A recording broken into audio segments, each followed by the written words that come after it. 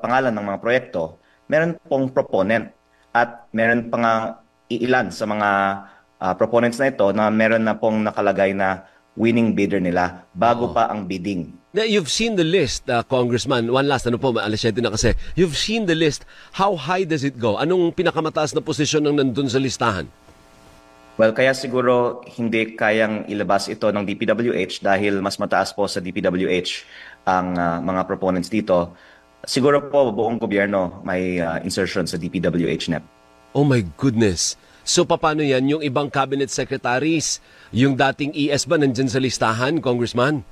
Ayoko po mag-single out ng mga individual dahil sabihin na lang po natin, hindi lang senador at congressman ang may insertion. Baka maasasabi natin buong gobyerno ay may insertions. Nakakalungkot, partner, ano? Oo. Good Even morning, Kong. even Si pati yung Doris presidente po ito. at vice-presidente, meron din. Kaya nga. Si Vice Presidente po wala. Okay. Eh si presidente? Hindi ko po masagot ang